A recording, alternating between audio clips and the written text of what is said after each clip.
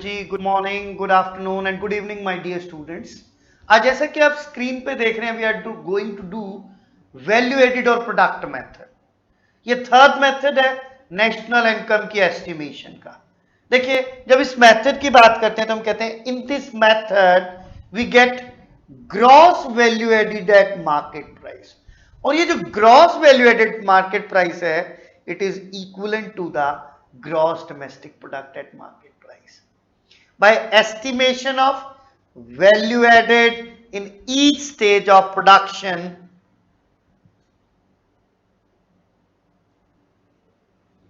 in an economy during an accounting year।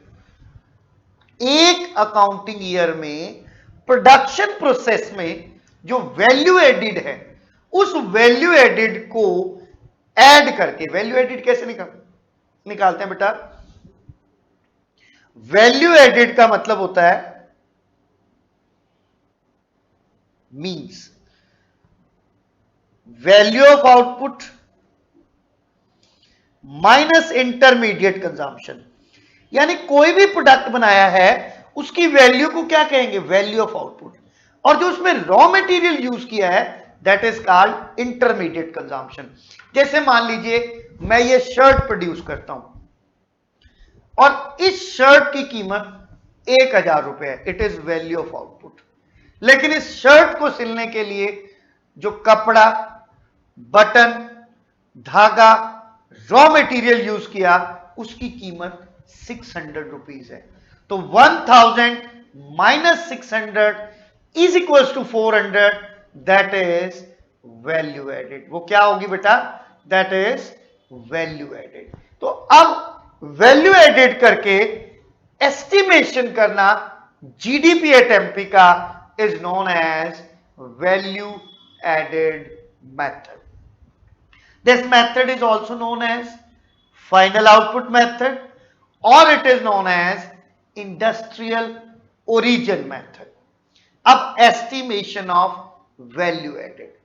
अब value added का estimation करने के लिए first of all we estimate value of output. So sir value of output क्या है? It is the sum total of sales. पर सारा नहीं बिकता, कुछ आप स्टॉक में रख लेते हैं, तो कहते हैं sum total of sales and change in stock in an economy during an accounting year. एक अकाउंटिंग ईयर में सेल्स और चेंज इन स्टॉक के सम टोटल को क्या बोलते हैं बेटे? That is known as value added. oh sorry, value of output। so value of output is sales plus change in stock। अब change in stock कैसे निकालते हैं? आपने कल भी पढ़ा, change in stock is equals to closing stock minus opening stock। तो आपने पहला पार्ट पढ़ा, that is value of output.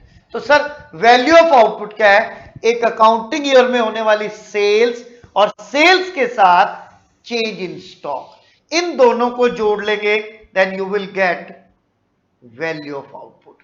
और second is intermediate consumption. Raw material, power, fuel, electricity, इन सब जो खर्चा होता है it is called intermediate consumption. यानी एक्सपेंडिचर एक्सेप्ट।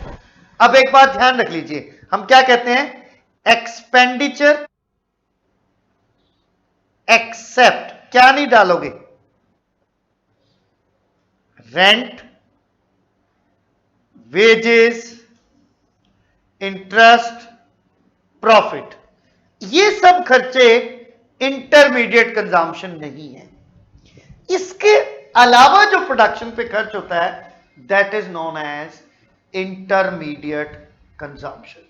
क्या बोलते हैं आप उसको? इंटरमीडिएट कंजम्पशन बोलते हैं। Expenditure on raw material, power, fuel etcetera is called intermediate consumption. Clear और not?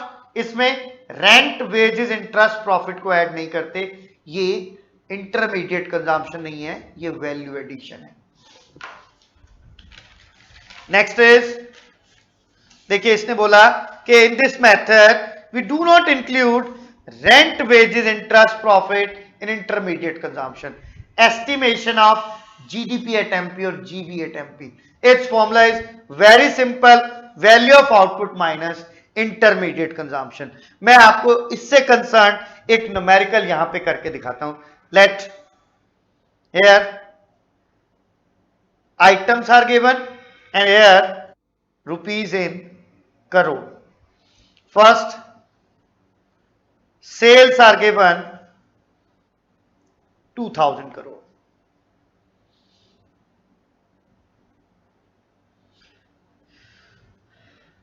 Purchase of machine 800. Net indirect tax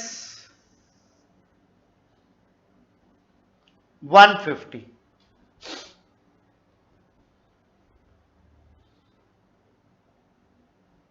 Purchase of raw material, it is 1200.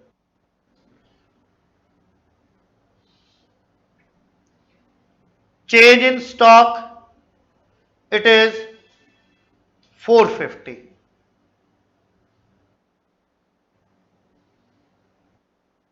Depreciation 100.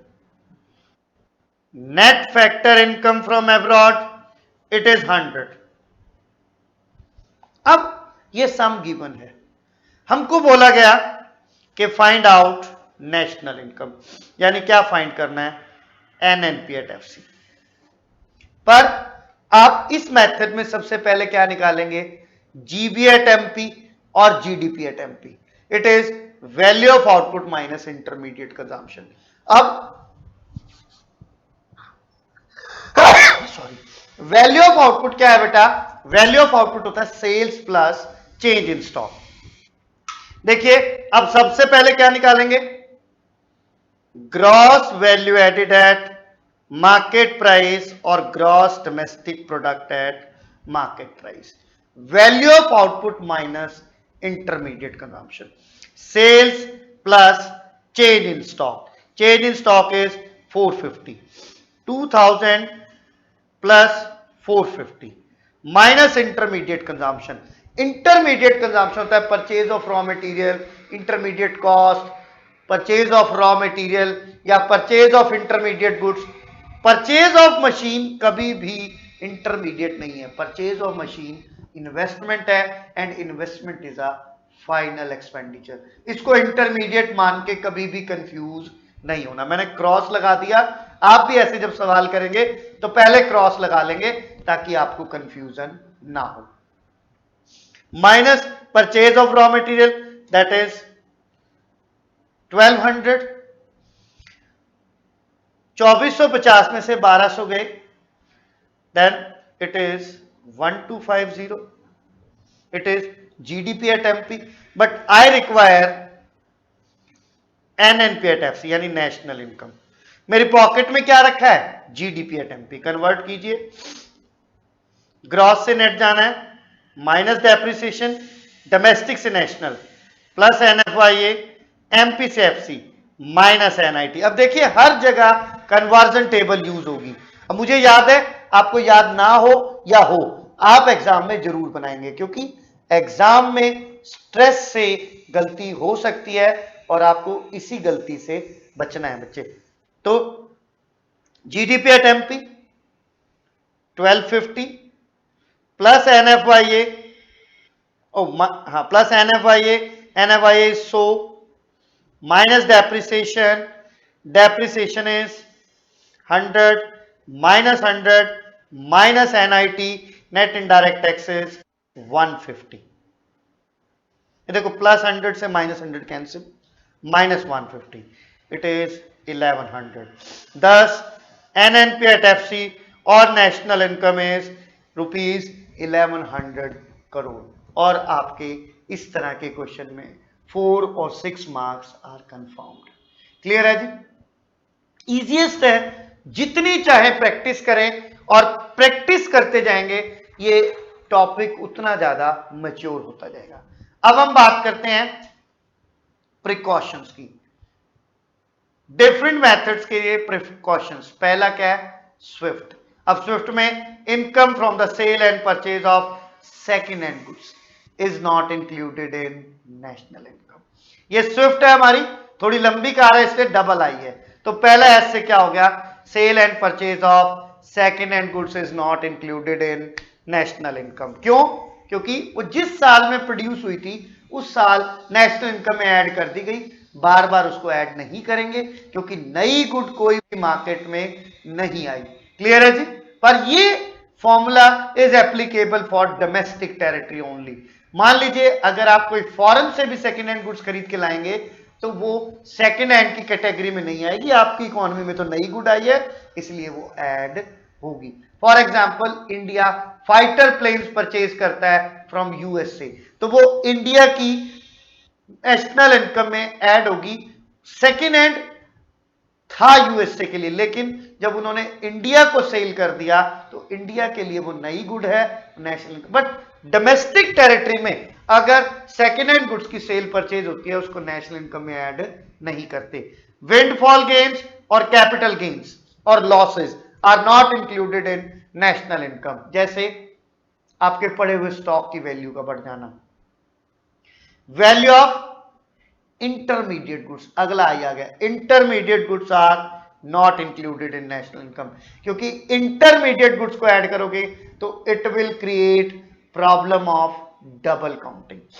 फिर अगला आई, income from illegal activities, smuggling, gambling etcetera is not included in national income.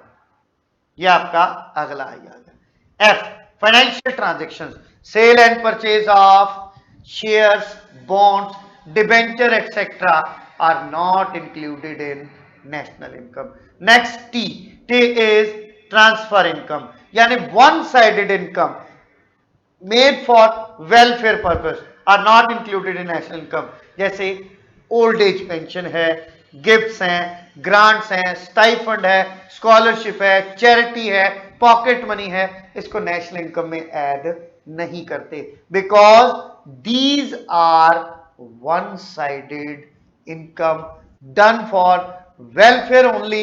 इसके बदले में कोई goods या कोई सर्विसेज इंक्लूड नहीं या प्रोड्यूस नहीं होती। नेक्स्ट, पर ब्रोकरेज अगर आपने ब्रोकर को दिए किसके लिए? सेकेंड हैंड गुड्स की सेल परचेज करने के लिए या शेयर बोर्ड्स डिबेंचर्स की, उसको नेशनल इनकम में इंक्लूड करते हैं। क्यों करते हैं? क्योंकि ब्रोकर ने अपनी सर्विस दी है। Next, layer time activities like doing kitchen gardening, painting, repairing any home appliances on Sunday is not included in national. Sir कैसे? देखिए, जैसे अगर मान लीजिए संडे के दिन मैं अपना कोई दरवाजा पेंट कर लेता हूं, तो ये क्या है? इट्स माय हॉबी वर्क, ये मार्केटेबल नहीं है, इसकी मार्केट वैल्यू को असेस करना पॉसिबल नहीं है। आप अपने किचन गार्डन में नींबू, हरी मिर्च, पुदीना, क्या आप उसकी मार्केट वैल्यू असेस कर सकते हो? नो, क्योंकि ये चीजें क्या है, इनके साथ इमोशंस जुड़े हुए हैं। ये खाली टाइम में हॉबी वर्क है, इसकी मार्केट वैल्यू असेस नहीं की जा सकती, इसलिए आप इसको नेशनल इनकम अकाउंटिंग में ऐड नहीं करते। Next, value of self consumption services. Self consumption services होती हैं जो आप अपने या अपने फैमिली मेंबर्स को प्रोवाइड करते हैं। जैसे डॉक्टर अपने फैमिली मेंबर का डायग्नोज करे, टीचर अपने बच्चे को पढ़ाए, नर्स अपने बच्चे की देखभाल करे, उसको नेशनल इनकम में ऐड नहीं करते। मैं यहां पे स्टार लगा देता हूं, सेल्फ कंजम्पशन सर्विसेज। ये ध्यान रखेंगे, वर्ड सर्विसेज, इसको नेशनल इनकम में इंक्लूड नहीं करते, क्योंकि इसमें क्या है, इमोशन जुड़ा हुआ है, और जहां इमोशंस आ जाते हैं वो मार्केटेबल नहीं होते, उसकी मार्केट वैल्यू को एस्टिमेट करना पॉसिबल नहीं है। But imputed value of self consumption goods is included in national income. जैसे फार्मर अपने फार्म का आउटपुट कंज्यूम कर लेता है, गेहूं प्रोड्यूस करता है, अब गेहूं की मार्केट वैल्यू को असेस करना मुश्किल नहीं है, इंप्यूटेड वैल्यू निकाल सकते हैं। इंप्यूटेड मतलब मार्केट, जितने पे आप खरीदते हैं या जितने पे आप बेच सकते हैं, दैट इज इंप्यूटेड वैल्यू। अब जैसे डेयरी फार्म है तो हम मिल्क का एक पार्ट घर बेच देते हैं, तो वो इंप्यूटेड वैल्यू को नेशनल इनकम में ऐड करेंगे, क्योंकि वहां इमोशन नहीं है, वहां पे लैंड, लेबर, कैपिटल, एंटरप्रेन्योर सभी फैक्टर्स का इक्वल कंट्रीब्यूशन है और उसको पेमेंट की है, उसकी मार्केट वैल्यू असेस कर सकते हैं। वहां इमोशंस जैसा कोई फैक्टर इंक्लूड नहीं है इन केस ऑफ गुड, तो उसको नेशनल इनकम में ऐड करते हैं। Imputed rent of self occupied houses is included in national income. जिन घरों में हम रहते हैं उसका market rent, imputed rent national income में ऐड होता है, क्योंकि वो घर हमारे लिए सर्विस प्रोड्यूस करता है, इसलिए उसको नेशनल इनकम में ऐड करते हैं। अब तीनों मेथड्स हमारे कंप्लीट हो चुके। नेक्स्ट वीडियो में मैं आपको अलग अलग मेथड से 2-2, 4-4 न्यूमेरिकल्स करके दिखाऊंगा और उनके बेसिस पे आप अगले न्यूमेरिकल्स करेंगे। आज के लिए इतना ही काफी। Thank you very much, have a nice day, bye.